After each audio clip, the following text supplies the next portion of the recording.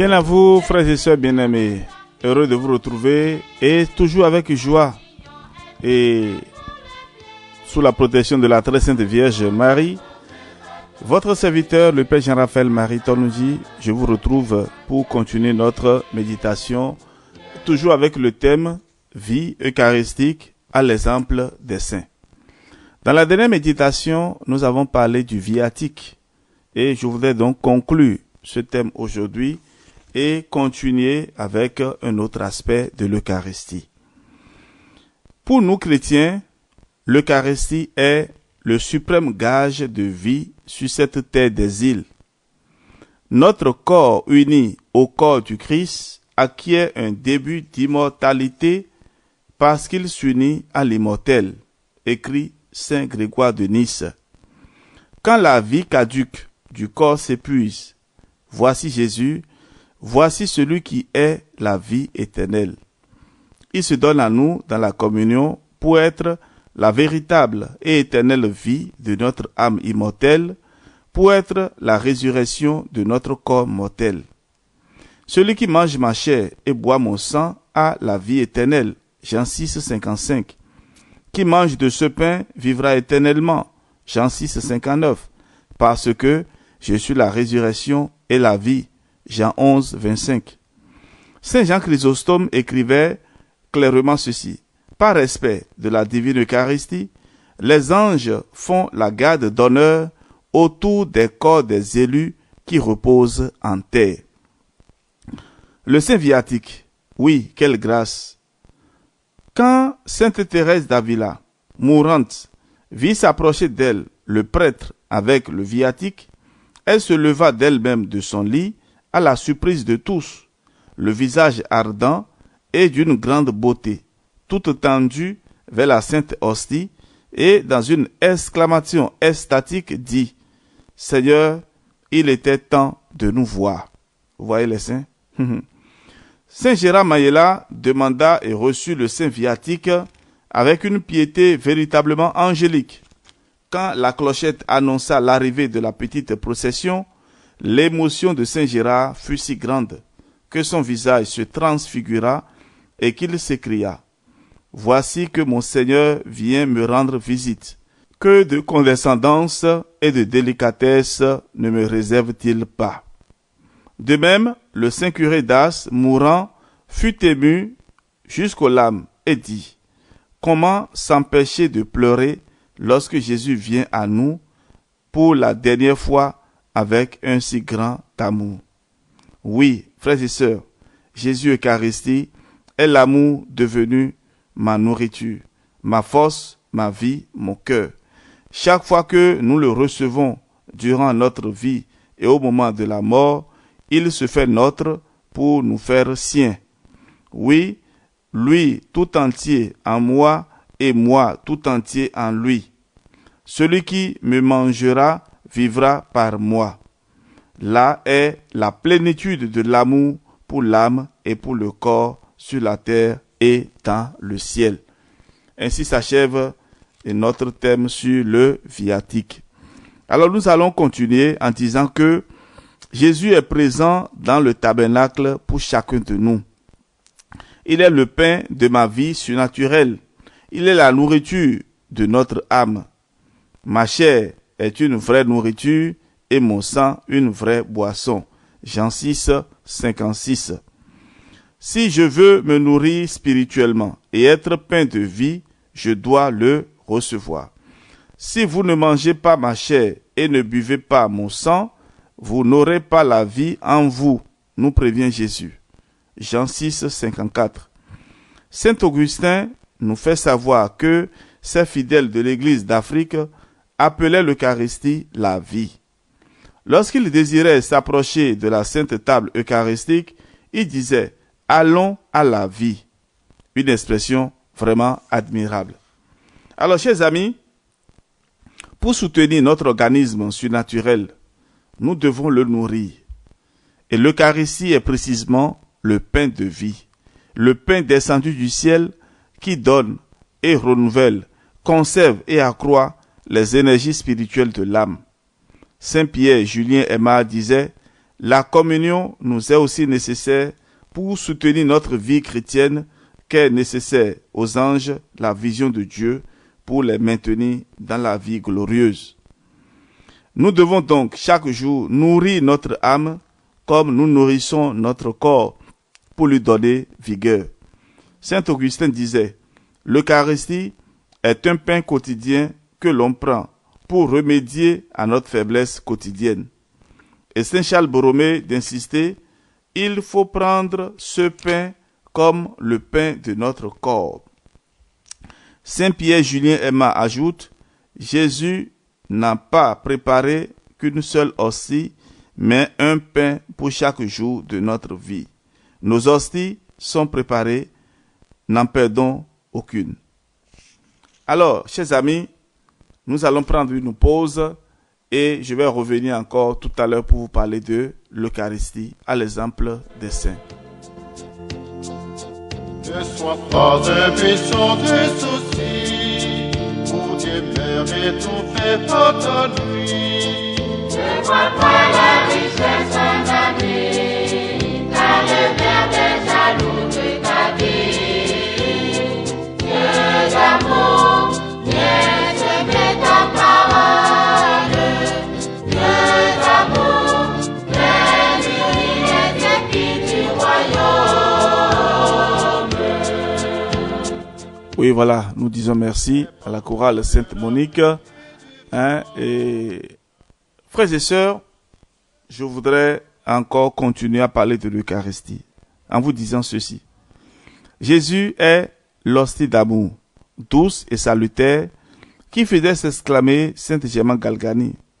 Elle dit ceci. Je ressens un grand besoin d'être fortifié par la nourriture si douce que Jésus me donne.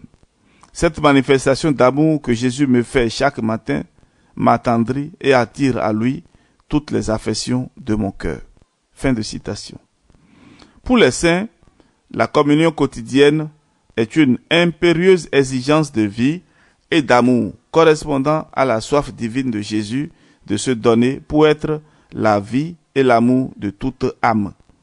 N'oublions pas que le jeudi saint fut le jour et l'heure de Jésus tant désiré. Aussi, le curé d'Ars disait avec passion, « Toute hostie consacrée est faite pour se consumer d'amour dans un cœur humain. » Et la petite Thérèse écrivait à sa sœur, « Ce n'est pas pour rester dans un ciboire d'or que Jésus descend chaque jour du ciel, mais pour trouver un autre ciel, celui de notre âme, où il trouve ses délices. » Quand une âme se renferme sur elle-même et ne veut pas recevoir Jésus dans son cœur, Jésus pleure. La petite Thérèse continue en disant, « Lorsque le démon n'arrive pas à rentrer dans le sanctuaire d'une âme par le péché, il veut au moins qu'elle soit vide, sans maître et éloignée de la communion. » Efforçons-nous, chers amis, de ne pas tomber dans les pièges du démon. Agissez de manière à ne manquer aucune communion, recommande Sainte Marguerite Marie Alacoque, car nous ne saurions donner plus grande joie à l'ennemi, le démon, qu'en nous retirant de Jésus, qui lui enlève le pouvoir qu'il a sur nous. La communion quotidienne est la source quotidienne d'amour, de force, de lumière, de joie, de courage et de vertu. Si quelqu'un a soif, qu'il vienne à moi et qu'il boive, a dit Jésus. Lui seul est la source jaillissant pour la vie éternelle. Frères et sœurs, je voudrais résumer toutes ces pensées en vous disant d'aller à la messe et de recevoir la communion chaque jour. C'est très bien d'aller à la messe, surtout le matin, avant de se lancer dans ces activités. Et vous allez voir une réussite, et que vous ne pouvez même pas imaginer. Confiez votre vie, confiez votre temps à Dieu. Allez à la messe le matin avant de commencer vos business et vous allez voir combien de changements il y aura dans votre vie. Comment se fait-il qu'il y ait des personnes qui ne veulent pas ou trouvent des difficultés à s'approcher chaque jour de cette divine table du Seigneur?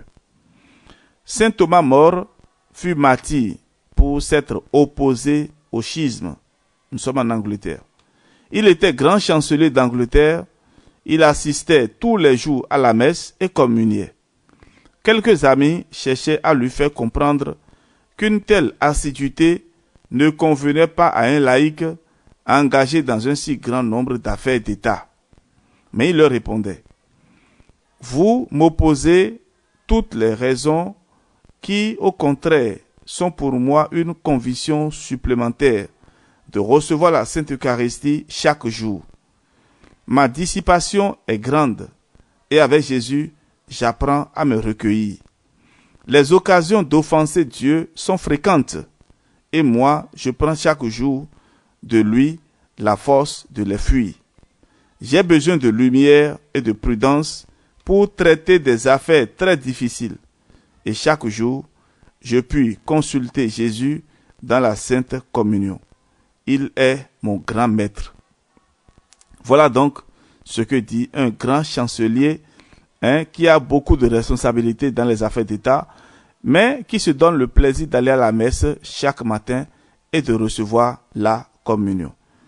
Un jour, on demanda au célèbre biologiste Banting pourquoi il était si fidèle à la Sainte Communion quotidienne. Il répondit, nous citons: « N'avez-vous jamais pensé à ce qui arriverait si chaque nuit la rosée du ciel ne descendait pas? Aucune plante ne pouvait se développer.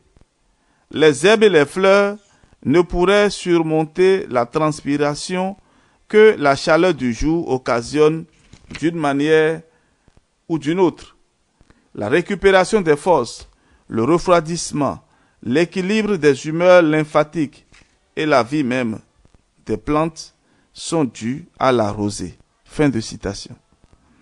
Et après une pause, il continua: « Mon âme est comme une petite plante, quelque chose de délicat sur laquelle le vent et la chaleur font rage chaque jour.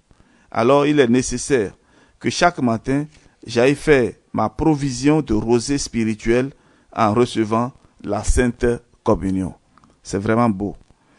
Saint François de Sales disait avec justesse: « Ceux qui ont peu d'affaires doivent communier souvent, parce qu'ils en ont la possibilité. Ceux qui ont de nombreuses affaires, parce que c'est une nécessité. » Voilà. Saint Joseph Cotolengo recommandait aux médecins de la Maison de la Divine Providence d'assister à la messe et d'y faire la communion avant d'entreprendre des opérations chirurgicales difficiles, parce que, disait-il, la médecine est une grande science, mais le grand médecin, c'est Dieu. Autre exemple, Saint Joseph Moscati, célèbre médecin de Naples, se comportait justement ainsi. Il s'efforçait jusqu'à l'incroyable de ne pas manquer sa communion quotidienne. Toutefois, si un jour il lui était impossible de communier, ce jour-là, il n'avait pas le courage de faire ses visites médicales parce que, disait-il, sans Jésus, je n'ai pas les lumières suffisantes pour mes pauvres malades. Et combien de fois ne le voyait-on pas indiquer aux malades comme premier remède la confession et la communion? Avec ces mots, s'achève notre méditation de ce jour. Que Dieu notre Père soit avec nous et que nous soyons vraiment enflammés de l'Eucharistie pour être toujours à l'église le matin, pour être toujours à l'église dans la journée et recevoir, si possible, la Sainte Communion. À demain pour la suite.